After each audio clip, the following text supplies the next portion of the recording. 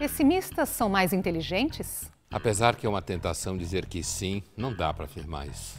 O sofrimento molda o caráter? Em muitos casos, sim. A natureza é má? Não dá para dizer isso. A natureza não tem moral. O Brasil justifica o pessimismo? Infelizmente, até agora sim.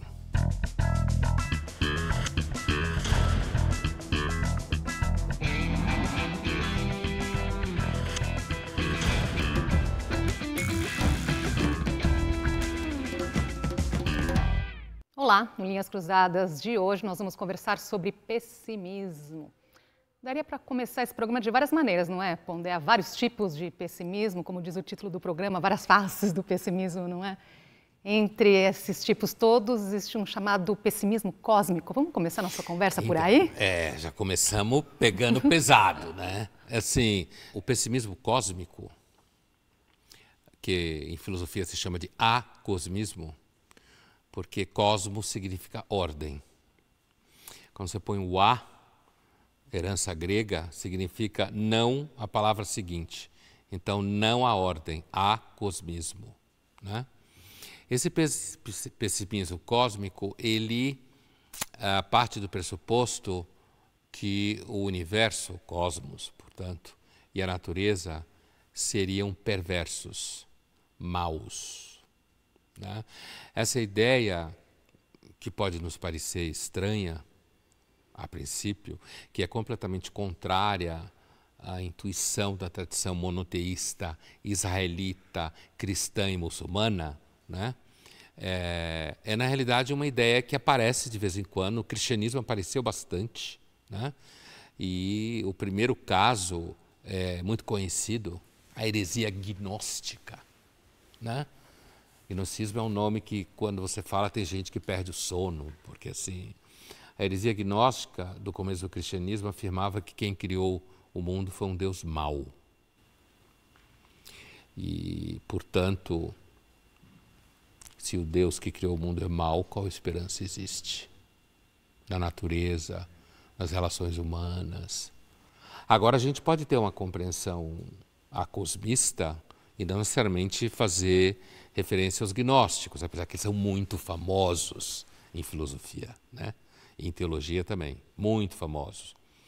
Você pode simplesmente entender que o universo está aí, ele não tem nenhuma orientação específica e ele é uma besta fera, um monte de pedra que destrói tudo que cria e acabou. Então veio de um Deus mau, eles falam de um Deus mau, não é? Os gnósticos, sim. Sim. E de onde que vem? Podemos entender isso como um pessimismo, certo? De onde que vem isso? Total. Então, muita gente tenta explicar por que no cristianismo dos primeiros séculos da era cristã, por que irrompe esse tipo de heresia.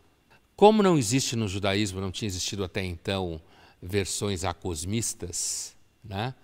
Então, uma hipótese é de que você teria uma contaminação com tradição persa, né? Com aquele tipo de espiritualidade que entende que existem dois princípios em combate contínuo, o bem e o mal, né? Uma espécie de dualismo divino, como se fossem dois deuses.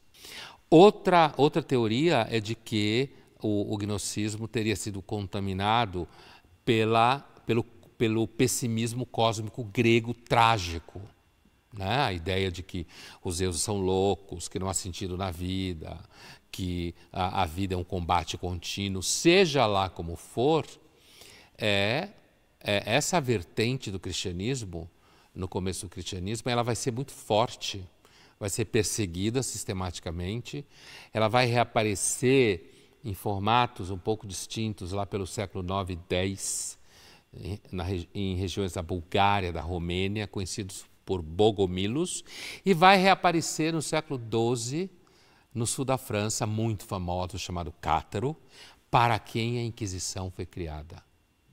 A Inquisição foi criada para combater esses hereges gnósticos cátaros no sul da França. Em 1945, uma coleção de textos gnósticos do cristianismo primitivo foi descoberta por acaso. Vamos ver um pouquinho dessa história. O achado estava no Alto Egito, na antiga aldeia de Kenoboscion, a 10 quilômetros da moderna cidade de Nag Hammadi. Os manuscritos foram encontrados por acaso por um camponês. São 13 códices, folhas de papiro organizadas em cadernos que se assemelham aos livros modernos. Batizados de Biblioteca de Nag Hammadi, os documentos estão no Museu Copta, no Cairo. Esses pergaminhos, esses rolos, como se fala, aliás, o primeiro códex, o primeiro rolo, que é o mais famoso, mais estudado, ele recebeu o nome afetivo de Codex Jung, porque o grande psiquiatra, criador da psicologia analítica, que fora discípulo do Freud, depois criou sua própria concepção de psicologia profunda, ele se envolveu muito com a descoberta desses evangelhos, né? Porque o Jung tem toda uma reflexão bastante séria sobre o mal, né? A sombra, né?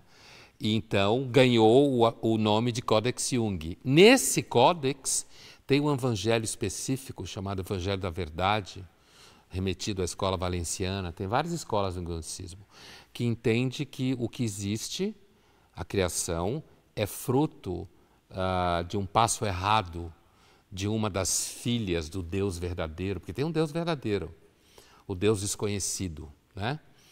Que não tem nada a ver com a criação, zero a ver. Mas uma das suas filhas, digamos assim, conhecida como Sofia, sabedoria, quer conhecer o Pai silencioso, não pode, é interditado. Então ela cria um desequilíbrio, ela começa a chorar e sofrer por causa disso, e nisso ela dá à luz a um filho, cego, louco e cruel, que é o Demiurgo, que criou o universo e nos criou para nos torturar. Aí esse Pai silencioso emana, tem várias versões disso, mas o cristianismo é o seguinte, no caso, esse Pai silencioso emana uma parte dele que é Cristo. E Cristo vem falar com algumas pessoas que receberam essas lágrimas da Sofia, porque é da substância do Deus verdadeiro, porque a Sofia é filha dele. Então Cristo vem aqui para falar com essas pessoas especificamente, não para salvar a humanidade. Porque a maior parte da humanidade não vai para lugar nenhum, é bucha de canhão. Esses textos, eles mostram, de certa forma, então, as controvérsias dos primeiros séculos do cristianismo? Sem dúvida. Esses evangelhos apócrifos, que não valem para o oficialato do cristianismo, nem todos são gnósticos e nem todos foram encontrados em Nag Hammadi, certo? Mas esses especificamente, eles ficaram muito famosos por conta dessa narrativa de que o universo foi criado por um Deus mau e Cristo veio salvar alguns poucos que são parentes dele, entendeu? Então não tem essa história de amor pela humanidade, de misericórdia, não tem isso não. Cristo vem aqui para dizer o seguinte, olha Andresa, se você tem a lágrima, né? Você tem a substância do Deus verdadeiro que Cristo também tem, o negócio é o seguinte, Andresa, acorda. Aí a Andresa acorda. Estou numa prisão, isso tudo aqui foi criado para nos torturar, a gente precisa de comida, os animais se comem uns aos outros, todo mundo morre e apodrece, os seres humanos não se entendem, né? E aí você tem a gnose, é daí que vem o nome. Você tem a revelação. E aí você descobre, vou vazar. Então os gnósticos fogem para o deserto, saem das cidades, entende? Não tem filhos, por que não? Para não reproduzir a semente maldita. Se é um Deus mau, qual que é o papel da humanidade? Parar de reproduzir. Mas só os gnósticos sabem disso, você entendeu? Os cristãos gnósticos sabem disso. Porque só eles entendem o que Cristo fala. Mas a mensagem de Cristo do gnosticismo é essa. Vaza. O mundo é mau. Não tem esperança. Vamos ver uma cena do filme O Anticristo. Ele conta a história de uma escritora e um psicanalista que vivenciam experiências anormais depois da morte do filho deles.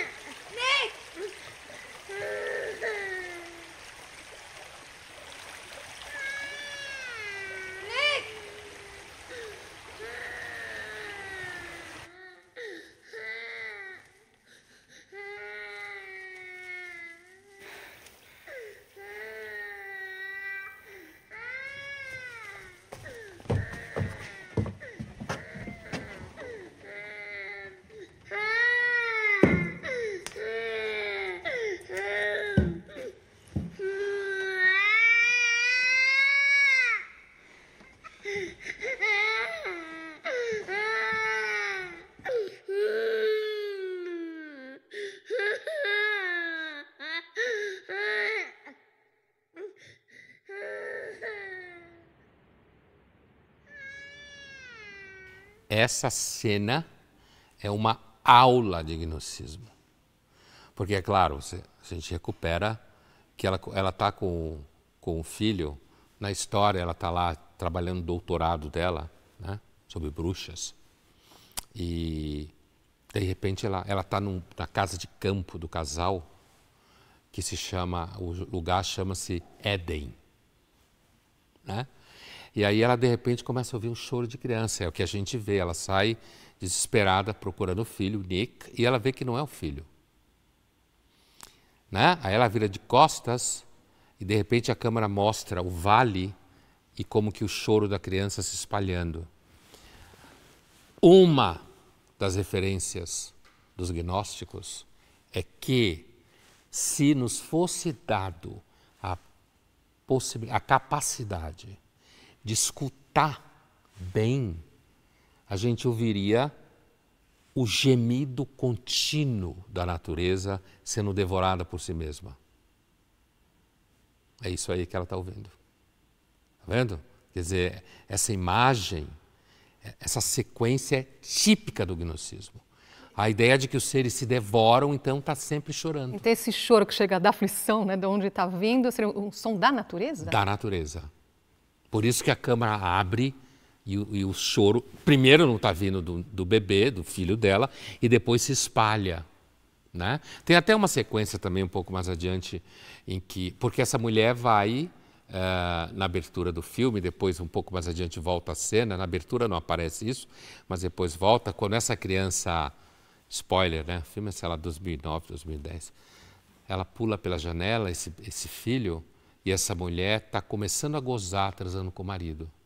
E aí ela fecha o olho e goza e deixa a criança pular. Que horror! Isso na época deu aquela discussão e tal. Então tem uma cena quando o marido vai tentar curar ela, ele é psicólogo, né? Bobão, o personagem. Tem uma cena que ele olha e aparece uma raposa, sei lá, na frente dele e fala para ele assim, aqui reina o caos. Olha a desordem aí. Tá vendo? O filme é completamente gnóstico. Achar que Deus é mau é pior que não acreditar em Deus? Acho que sim, com certeza. Porque, digamos que os ateus não causam tanto trauma nos cristãos quanto o gnosticismo causou.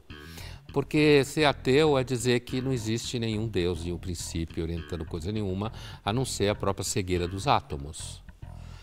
Uma visão gnóstica como essa é a ideia de que sim, existe um princípio e ele é cruel. E ele vai te perseguir. E ele te fez para te destruir. É muito pior que o ateísmo. E daqui a pouco, o pessimismo na obra de alguns grandes filósofos. Não saia daí.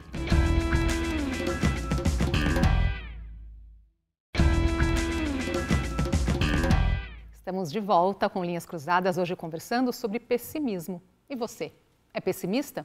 Conhece alguém que seja? Eu não me considero uma pessoa pessimista, para mim o copo está sempre meio cheio.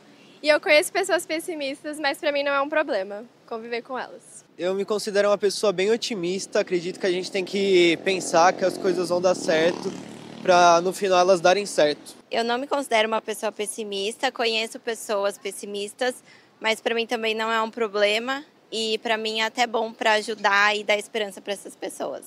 Infelizmente eu conheço. É chato, porque a pessoa sempre tem um comentário negativo, ela não quer fazer planos, ela não quer sair, então ela acaba te travando. Você quer fazer as coisas, ela não quer fazer nada. Eu me considero não pessimista, sou muito otimista. Pessoas pessimistas eu não conheço porque eu não convivo com gente pessimista. Algumas pessoas falam que eu sou pessimista. Na verdade, eu me considero neutra. Eu sempre espero mais ou menos o pior porque a decepção é menor se acontecer alguma coisa errada. E se for bom, eu fico feliz e tudo certo. Não, eu sou bem otimista, na verdade. Eu venho de uma família super pessimista, minha mãe é super medrosa. Então, em contraste a isso, eu acabei virando uma pessoa bem otimista. Sempre tento ver o lado bom das coisas. Eu não me considero pessimista. Na verdade, eu sou ao contrário, sou muito positiva. E isso é um pouco ruim, porque eu acabo me frustrando bastante. É interessante, né? Porque, primeiro, é claro, a gente está falando aqui, as pessoas estão falando aqui do pessimismo no sentido do senso comum, né? Por isso que, por exemplo, um deles diz que A mãe é muito pessimista, tem medo de tudo. E aí ele foi para o contrário disso. Na realidade, se você pegar, por exemplo, Nietzsche, um dos grandes filósofos pessimistas, que é muito... O filósofo, quando é pessimista, ele é sempre mais complicado do que pessimista, né? O Nietzsche não tem nada, a filosofia do Nietzsche não tem nada de discurso contra a coragem. Pelo contrário, né? Quer dizer, se você tem uma visão negativa da realidade, você pode acabar virando uma pessoa que é mais corajosa do que os outros. Porque você pode olhar o otimismo como uma forma de você negar as dimensões sombrias da realidade, entende? Mas, normalmente, o discurso da oposição pessimista-otimista, principalmente hoje em dia, quando você põe a câmera na frente de alguém, se ela fala que é pessimista, podem achar que ela é meio chata, como alguns falam, de pessimistas chatos. Agora, muitos filósofos são considerados pessimistas, não é? É o conhecimento que traz pessimismo? Primeiro, há uma discussão muito antiga, que data desde a medicina grega. O temperamento melancólico, como falavam os gregos, é tomado como um temperamento contemplativo, mais triste, e que por isso mesmo enxerga as coisas melhor do que os otimistas. Por isso, a indagação da medicina grega, alguns falam do Aristóteles, outros falam do Teofrasto, que era discípulo do Aristóteles, contemporâneo do Aristóteles, me espanta o fato de que os homens mais inteligentes que eu conheci eram todos melancólicos. Freud também pensava desse jeito, quer dizer, essa imagem de que o conhecimento tem um peso, tanto que nas artes plásticas você tem muitas vezes a imagem de uma mulher representando a razão, né? Como que encostada assim numa mesa, uma caveira, livros, vela, a melancolia. E Pondé pensa desse jeito? Não necessariamente porque você é melancólico, com quadro clínico melancólico, isso significa que você tenha um repertório profundo ou uma reflexão profunda sobre as coisas. A melancolia não basta, né? Agora, há um risco sentido por todo mundo que se aprofunda de fato no conhecimento, de que em alguma medida esse aprofundamento provoque uma maior lentidão na alegria ou na adesão a coisas que muitas pessoas aderem de forma muito fácil, né? Então, eu penso assim e não sou eu o único que penso assim, né? Agora, além desse vínculo entre melancolia e conhecimento, existe também aqueles filósofos que são pessimistas na sua obra, entendeu? Que descrevem uma visão pessimista de realidade. Agora, você já citou aqui Nietzsche, né? E Schopenhauer, que é muito citado também quando a gente fala de pessimismo. O que vale chamar a atenção aqui na obra dele em relação ao pessimismo? O Schopenhauer, que é um pouquinho antes do Nietzsche, ele é muito importante na história da filosofia. Ele viveu no século XIX, né? Ele é muito importante na história da filosofia porque o Schopenhauer ele estabelece uma espécie de ruptura na história da filosofia. A história da filosofia, ela sempre foi massivamente associada à ideia de que existe um logos, uma razão, ou Deus, no caso dos cristãos europeus, né? Que é bom, que pode estar ruim, mas a gente trabalha para melhorar. Entende o que eu estou dizendo? Que existe uma racionalidade do universo, que a moral, inclusive, pode estar ligada a essa racionalidade.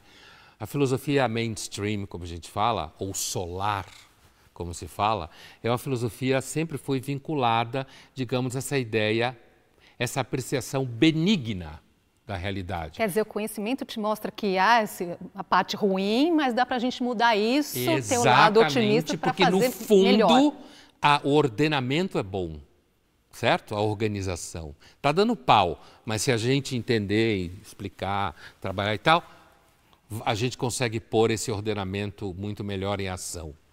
Schopenhauer é um filósofo que disse o ordenamento é mau. Ele reencontra o gnosticismo, mas sem Deus nenhum, tá? Ele não é gnóstico, não tem Deus mal nenhum na história. Mas ele vai dizer que tudo que existe a substância de tudo que existe é uma vontade louca, irracível, cega, insatisfeita, que, portanto, produz violência na natureza inteira, inclusive em nós, e ele é o filósofo que faz esse corte, dizendo, peraí, vamos parar com a filosofia solar, vamos para a lunar, no sentido de sombrio. O Freud, com o seu conceito de pulsão, né? Inclusive pulsão de morte, o Freud, aquilo que ele pensava como pulsão, é diretamente descendente da noção dessa vontade do Schopenhauer. Cruel, insatisfeita, repetitiva, que não adianta negociar com ela. Não tem como negociar com ela, porque ela fica o tempo inteiro se repetindo, quero, quero, quero. Às vezes você até tem a impressão que é isso quando você vê algumas pessoas comprando coisas por aí. Perguntamos ao filósofo Ricardo Mantovani de que forma o pessimismo está presente na existência humana. Para a gente entender o que o pessimismo quer ou o que os pessimistas querem, talvez seja melhor a gente tentar entender primeiro o que eles não querem. E certamente o pessimista não quer convencer o seu público do seu próprio pessimismo. Então, se a gente se remeter a Schopenhauer, a Cioran, a Zapf, grandes pessimistas, dignos desse nome, certamente eles estão escrevendo só para expressar as suas impressões a respeito da realidade, a respeito da existência. Eles não querem necessariamente tornar o seu leitor pessimista. Nesse sentido, eles são bastante distintos de alguns pessimistas contemporâneos, que são os antinatalistas. Os antinatalistas, ou o antinatalismo, é uma filosofia que defende que o ser humano precisa se extinguir voluntariamente, quer porque a vida é puro sofrimento, quer porque a nossa espécie é um flagelo para outras espécies ou para o próprio planeta. Ora, esses pessimistas, os antinatalistas, a meu ver, eles não são puro pessimistas, porque, afinal de contas, eles estão defendendo uma causa que eles acham digna, né, de ser defendida, e ainda têm a esperança de convencer os seus semelhantes dessa mesma causa. Né? Portanto, aí a gente já não está no campo do puro pessimismo. Isso dito, também é importante que a gente entenda que o pessimista não quer a morte aqui e agora. Né? Ele não é um pró-mortalista. Né? Ou seja, ele não defende o suicídio. E isso não porque ele acha que de fato existem razões para a gente continuar vivo. Por exemplo, o Cioran vai falar, se você me pedir as razões pelas quais eu continuo vivo, eu não saberia dizer. Mas o fato é que isso não está calcado em razões, está calcado no instinto e no costume. Daí a famosa frase dele, respiro por preconceito. Ou seja, continuo vivo porque é assim que eu venho fazendo. O Mantovani, primeiro eu acho que ele faz uma apreciação bastante organizada do pessimismo, né? Primeiro ele fala de que é uma característica de muitos filósofos pessimistas a intenção de não pregar.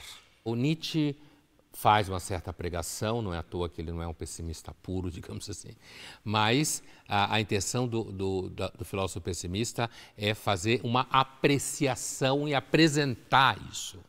Ele não está necessariamente preocupado em querer convencer o outro. Você tem que ser pessimista.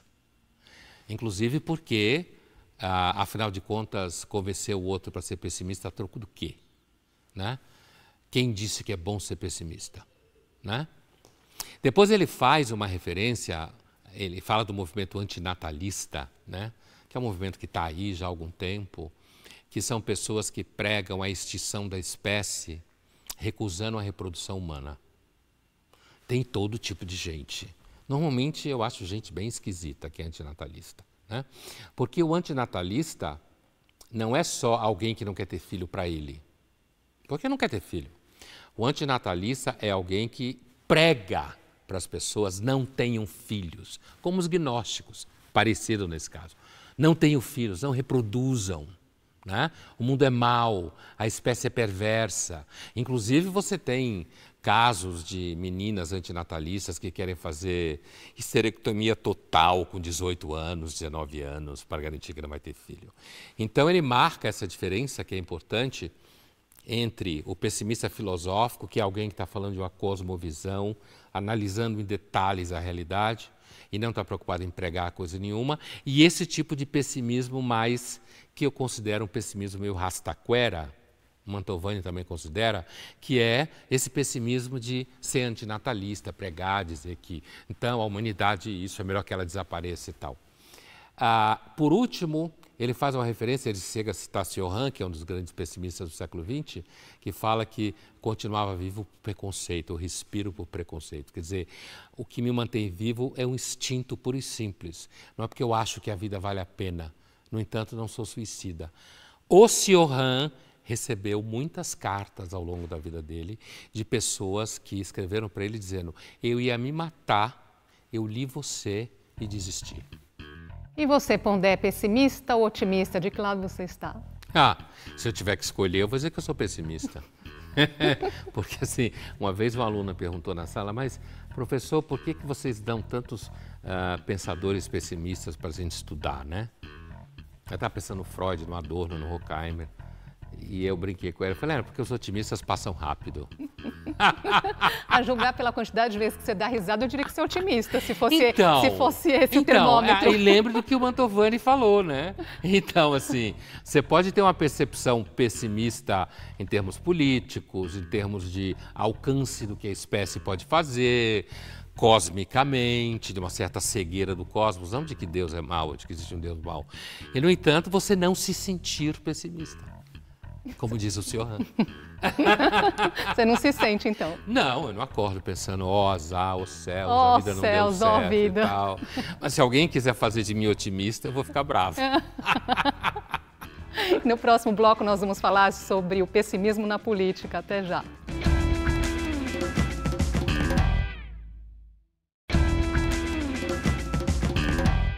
Voltamos a conversar sobre pessimismo que parece rondar também a política. Uma pesquisa Datafolha deste ano sobre confiança nas instituições mostra que das 10 instituições pesquisadas, a taxa de desconfiança cresceu em 2, partidos políticos e Congresso Nacional. 40% dos entrevistados não confiam no Congresso, 49% confiam um pouco, 50% não confiam nos partidos políticos, 43% confiam um pouco. Desconfiança é também uma forma de pessimismo? Eu acho que é talvez uma das piores formas de pessimismo, porque a desconfiança é um pessimismo prático, porque a confiança é uma virtude e, como toda virtude, ela só respira na prática, ela não é teórica. Ninguém pode ter confiança teórica, você só testa a sua confiança diante da vida real, de fatos reais da vida, né? Se você confia em alguém, se você não confia, se você tem motivos para confiar ou não. E se você tem uma confiança, por exemplo, alguém pode perguntar, você tem confiança no sistema político brasileiro, por exemplo, que é o que você estava falando, dando números aí? Então a desconfiança, portanto o oposto da confiança, ela é um pessimismo prático. E o resultado disso é que, quando você começa a desconfiar, isso de fato corrói o seu vínculo vital com aquilo, certo? Uma pessoa que desconfia da vida inteira é essa que vai ficar trancada em casa, para lembrar um dos entrevistados, né? Que acha que o mundo está querendo te devorar o tempo inteiro, você não pode se relacionar com ninguém. Digamos, porque você tem uma visão pessimista filosófica da realidade, não significa que você não pode se relacionar com ninguém, que você precisa achar que todo mundo vai querer ferrar você. No caso da política, que você mostrou nos dados, quer dizer, a desconfiança é fruto de muita frustração, não só no Brasil, mas falando de nós aqui, muita frustração. E esse pessimismo na política é o que pode fazer surgir um salvador da pátria no meio disso tudo? Pode, se a pessoa é um eleitor pessimista falso, sim. Por quê?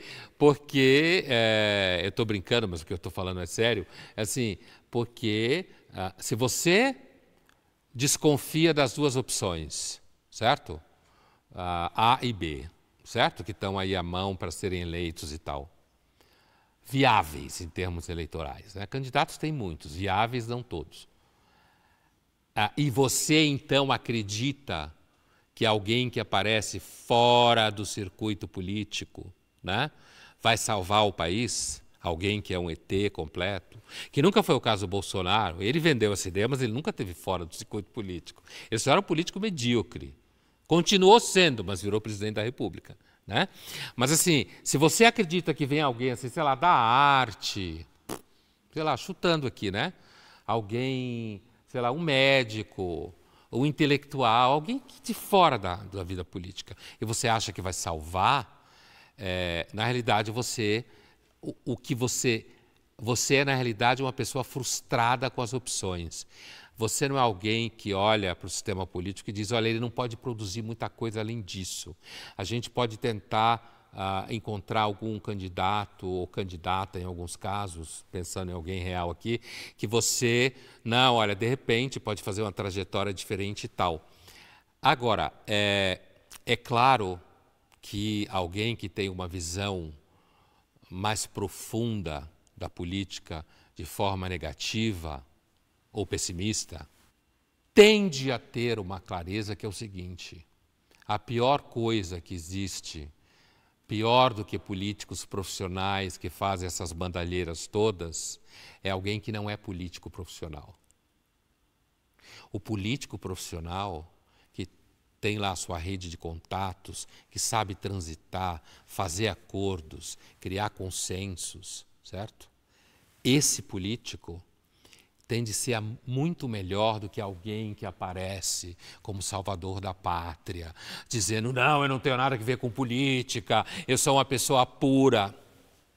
Provavelmente é pior. O cientista político Christian Lobauer e o professor e filósofo Vladimir Safatli falaram com a gente sobre pessimismo e política. Vamos ver. Se você votar branco ou nulo, pessoal, o teu voto não é válido. Você não está participando do jogo.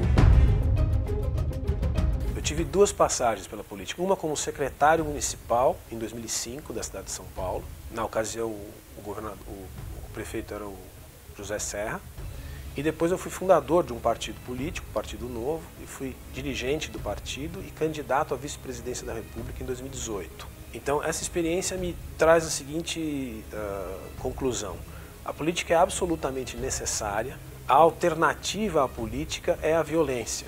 Portanto, não há alternativa. Agora, a política pode ser sempre aperfeiçoada. E isso se faz através das instituições. Eu sou um professor e sou com muito orgulho. Eu nunca quis deixar de ser, né? Eu acho que é um espaço de reflexão, um espaço de aprendizado. Quer dizer, a gente aprende muito dando aula. Quando eu fui candidato, havia uma questão diferente, que era o governo Bolsonaro. Então, eu achava que a gente tinha que fazer de tudo para colaborar para que esse governo caísse. Então, essa foi uma das maneiras que eu encontrei desse processo, de colaborar nesse processo. A ordem social é definida pela política. Sem política é o caos. Então, apesar da dificuldade que é você construir as instituições e aperfeiçoar a política, é melhor assim do que sem ela. Acho que tem dois aspectos que são importantes para entender a política brasileira. O primeiro é o personalismo, a ideia de que as pessoas são mais importantes do que as instituições, ou do que os partidos, ou do que as ideias, que é muito forte no passado e no presente. E a outra é o patrimonialismo, que é a ideia de que é a divisão muito não clara do que é o limite do Estado e do que é o limite do privado. No Brasil, o patrimonialismo é muito presente. O sujeito vai para o governo e trata aquilo como se fosse dele. E isso é um problema profundo que tem no Brasil. Não existe o espírito público. Eu acho que a esquerda, como modo de organização das lutas, ela tá morta, né? Mas é importante lembrar que na vida se morre várias vezes. A esquerda ela é baseada em dois valores centrais: igualdade radical e soberania popular. Igualdade radical em todos os campos das nossas formas de vida. O campo do desejo, do trabalho, da linguagem. E soberania popular, ou seja, a ideia de que não é a representação o elemento que organiza mesmo o espaço do político, mas é a presença cada vez mais direta das dinâmicas populares de decisão e de deliberação.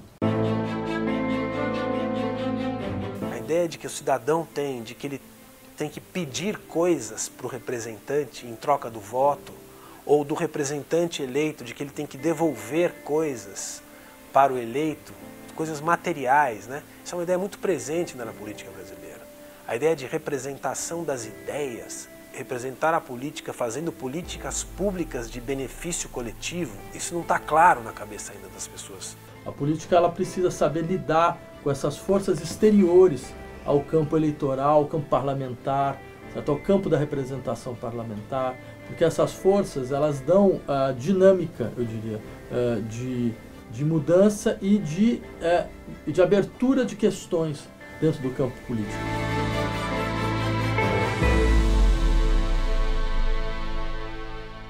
Pois então, a gente teve aqui 2 exemplos excelentes, né? Duas pessoas que, do ponto de vista do gradiente ideológico, operam em posições distintas, né? O Safatli, como ele mesmo fala, é reconhecidamente alguém à esquerda, né?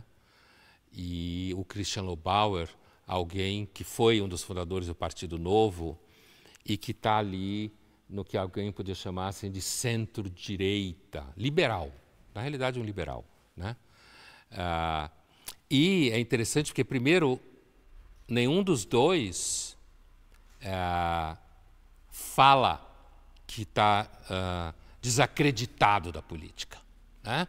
O Lobauer diz uma razão, primeiro porque dizer isso normalmente soa nihilista. Porque, como bem diz o Lobauer, além da política você só tem a violência. Não há alternativa. Portanto, não há alternativa, como ele bem diz. Então, imaginar que existe uma alternativa fora da política... Por exemplo, eu posso chegar à conclusão que a política não me interessa na minha vida, que eu não acredito na política e tal, e eu vivo minha vida ali dentro das coisas que eu faço, na minha família e tal. Outra coisa é falar da sociedade como um todo. Certo? Não tem saída fora da política, porque a política é a forma que a gente encontrou de resolver os atritos estruturais entre pessoas e instituições no corpo social. Nesse sentido, é um perigo, então, desacreditar na política. Esse pessimismo na política é perigoso. Por isso que nenhum dos dois faz uma afirmação aberta e clara de descrença na política. Sem dúvida nenhuma, como tanto Lobauer quanto Safatli demonstram, são duas pessoas que têm uma análise consistente, cada um de um ponto de vista da política no Brasil, experiência com isso, de certa forma, e entendimento das contradições da realidade política, portanto, não são, digamos assim, otimistas alegres em relação à política. Eles reconhecem que, ao mesmo tempo, não tem saída fora da política, que é, na realidade, o maior trunfo dos políticos. É o maior trunfo. Você acha que está ruim comigo? Experimente semigo, certo? Experimente como seria sem nós aqui. E é isso aí que a gente tem para hoje. Quem é mais pessimista, a esquerda ou a direita? Olha, essa é uma excelente pergunta. Eu diria a priori, a esquerda costuma ser pessimista com o sistema capitalista, o mundo contemporâneo, mas otimista em termos de visão de ser humano. No sentido que o ser humano tem potência para transformar esse momento negativo, digamos assim. À direita, a gente pode dizer que existe um elemento de pessimismo com relação ao ser humano, o que pode gerar, inclusive, investimento em modos autoritários de política, justamente por achar que o ser humano não é capaz de fazer muita coisa, então isso descambar para modos autoritários de política. Mas, ao mesmo tempo, se você pega, por exemplo, o espectro liberal, né, que está à direita, hoje em dia, mas não necessariamente quando surgiu, são muito otimistas. Alguns liberais são tão otimistas em relação à possibilidade do mercado fazer a vida ficar melhor, nesse sentido. Então, o mercado melhora, as pessoas são capazes, elas realizam, e aí tem um otimismo bastante forte nesse vínculo. Então, não é uma coisa evidente, assim, dizer qual dos dois é pessimista ou não. No próximo bloco, pessimismo e orgulho. A gente volta já.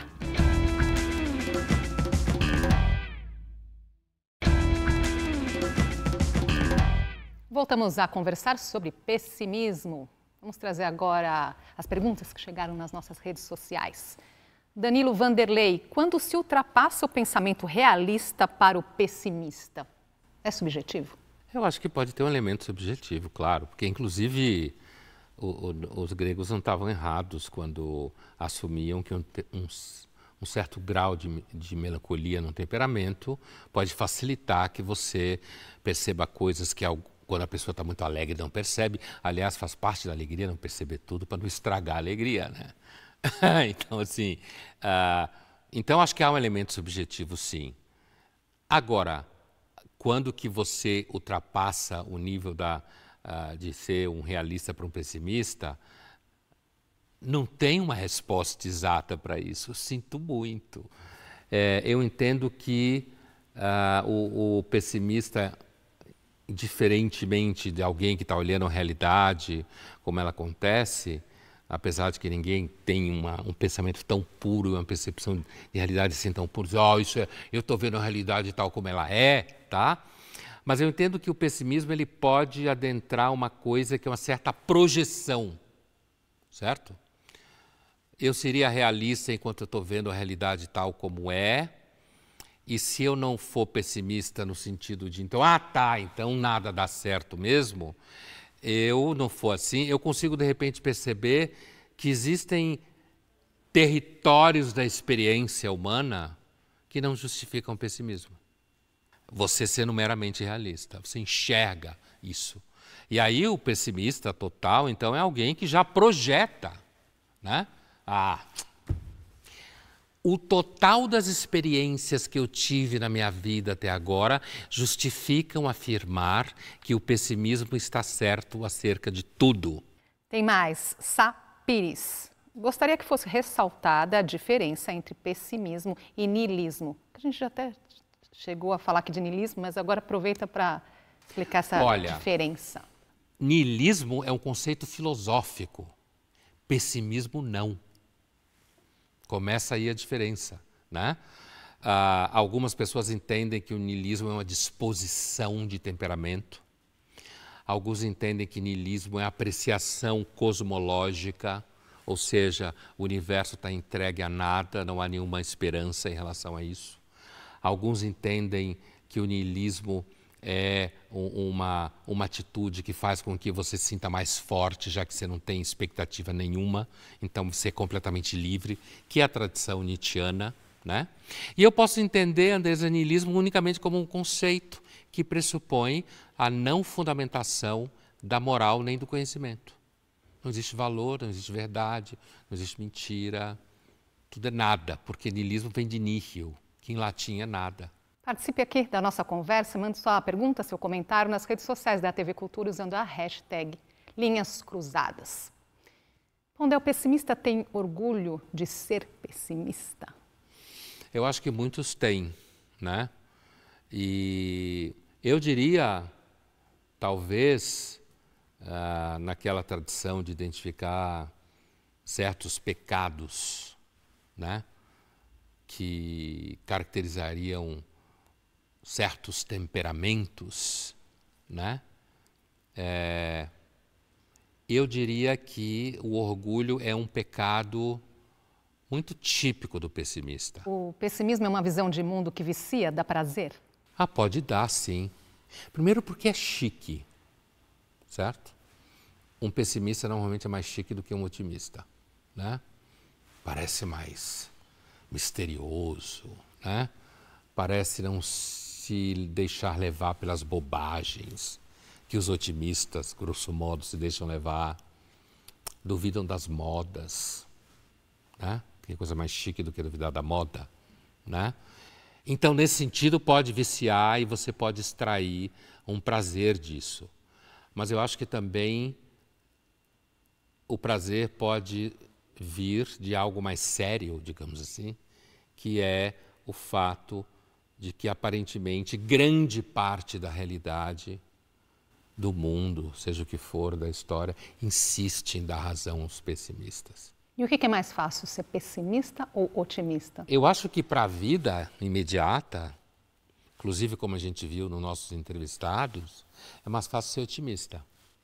Aparentemente a vida fica mais leve. Teve um deles, inclusive, que chegou a dizer que quando você é otimista, então você olha para as coisas no sentido de que elas podem acontecer, podem dar certo, e que isso ajudaria a dar certo. Eu acho que isso é uma meia-verdade, né? Tem muitas pessoas otimistas que se deram muito mal, inclusive porque eram otimistas. Demais, talvez. Teve uma que falou isso até, eu prefiro não acreditar tanto porque o tombo é menor, né? É isso aí, é isso mesmo. Agora, ser pessimista, de repente pode ser fácil ser pessimista quando você está lá pelos 17 anos, andou lendo 2 frases do Nietzsche, sabe? Acha que isso vai pegar bem.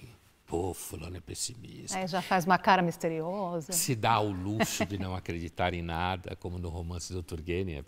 Eu quero conhecer esse jovem, fala uma mulher, eu quero conhecer esse jovem que se dá o luxo de não acreditar em nada, né? Então, a ideia de que o pessimista, nihilista, no caso desse romance específico, é alguém que está além dos outros, porque todo mundo está precisando acreditar em alguma coisa. E esse nihilista aí, no caso, não, eu não preciso acreditar em nada. Eu fico em pé por mim mesmo, né? Aí você cai facilmente no orgulho, né? Vamos ver uma cena do filme Um Pouco de Caos. Um famoso arquiteto é contratado para projetar os jardins do Palácio de Versalhes. Ele recebe a ajuda de uma jovem com estilo oposto ao dele. Some of the roses seem faded and overblown.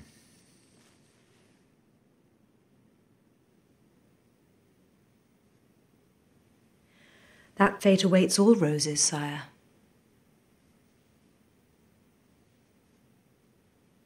Continue, madame. All roses are open to the elements, Your Majesty. They bud, bloom, and fade. Is that so, madame? The rose grows entirely unaware, changing naturally from one state to another, and although the elements may treat her cruelly, she knows nothing of it and continues to her end without judgment on her beauty. Alas, it is not the same for us. If such a rose could speak, what would she say? Yes, I am here, and gave service under nature's eye, and after me my children will be. Is there any greater contribution or more graceful end? A wise rose.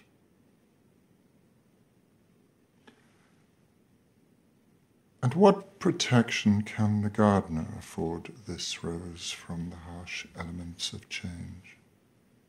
Patience, care, and a little warmth from the sun are our best hope, Your Majesty.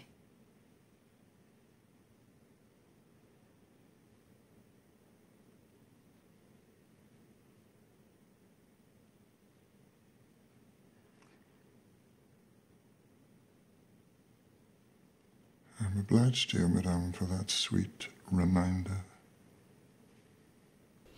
Esse filme é magistral, né? Porque esse filme dá até para você ter esperança no cinema, falado em inglês. Porque existe bom cinema, claro. Mas normalmente os filmes falados em inglês têm sido muito maus, muito ruins, não maus, muito ruins. Essa conversa já demonstra a sofisticação da história. Primeiro porque ela, de certa forma, está peitando o rei. Ela é a assistente, que na realidade não é assistente, que vai ser contratada pelo famoso arquiteto, essa personagem da Kate Winslet. E o filme chama-se Um Pouco de Caos, porque na primeira cena em que eles vão se encontrar, o arquiteto e ela, ele está olhando de cima da janela, ela entra no castelo do arquiteto, da casa do arquiteto, e ela mexe na disposição de umas coisas que estavam em cima de uma espécie de mesa, como se fosse flores ou pedras. Vasos que estavam certinhos ali. Vasos que estavam geometricamente arrumados, e ela puxa um para o lado e introduz o tal do pouco de caos, né? Mas assim, então, essa cena específica é importante pontuar uma característica do filme, que é o seguinte: a câmera fica passeando pelas mulheres, porque ela está falando das mulheres. né? Porque o que estava em jogo antes, ela está conversando com as mulheres, sofrimento com os filhos, o envelhecimento, não sei o quê, e ela peita o rei, de certa forma, e faz o rei perceber que ela sabe muito bem do que ela está falando. Eu acho que esse filme tem inúmeras qualidades. Uma delas é tratar dessa questão feminina sem essa palhaçada que a gente vê no cinema hoje em dia, essa pregação, sabe? Essa coisa... Não, esse filme é um filme feminista, de certa forma, mas longe desse oba-oba que a gente vive hoje, né? Primeiro porque, em relação ao arquiteto, inclusive, o arquiteto vai paulatinamente perceber como ela é competente, como ela é capaz. E o arquiteto banca ela junto ao rei. Tanto que o rei diz, se alguma coisa der errado, a culpa é sua. Tanto é que tinham muitos outros candidatos homens, e ele escolhe... Ele escolhe ela, né? E uma outra coisa que o filme apresenta, o filme é profundamente otimista com as capacidades humanas. Porque quase todos os personagens do filme são personagens bons. Quem viu o filme sabe bem do que se trata. Talvez 2 personagens não sejam muito bons. A mulher do arquiteto e o amante dela, né? Inclusive, um dos competidores dela acaba ajudando ela e trabalhando com ela. Então, esse filme é um excelente exemplo do que seria otimismo, porque você vê até o rei Luís XIV, ele entabula uma conversa com ela ali de igual para igual. Então, para terminar, Pondé, pegando esse clima aí do filme, como olhar para o mundo de uma forma otimista sem ser ingênuo? Eu diria, com o filme, você só consegue, eu entendo, olhar para o mundo de uma forma otimista sem ser ingênuo, se você não hipotecar sua inteligência a favor do otimismo. Ou seja, o filme é profundo, sofisticado, complexo, detalhes inúmeros que são apresentados no filme, relações tensas que vão e vêm, certo? É claro que tem uma apreciação sobre a vida, né? Inclusive a harmonia no final dele dançando, o rei dançando com as outras pessoas. Mas eu diria isso, um otimismo possível. Primeiro, o risco do pessimismo desaguar no orgulho. Portanto, você tem que tomar cuidado com o pessimismo também. Mas um otimismo que não hipoteque sua capacidade de percepção da realidade a favor do desespero que você pode ser tomado quando o pessimismo visita você. Entende? Então, eu acho que o otimismo só vale a pena se ele for um otimismo razoavelmente inteligente. Que você não opte por ficar pouco inteligente para ser feliz. A gente fica por aqui, nós voltamos na próxima semana. Obrigada pela sua companhia. Até lá.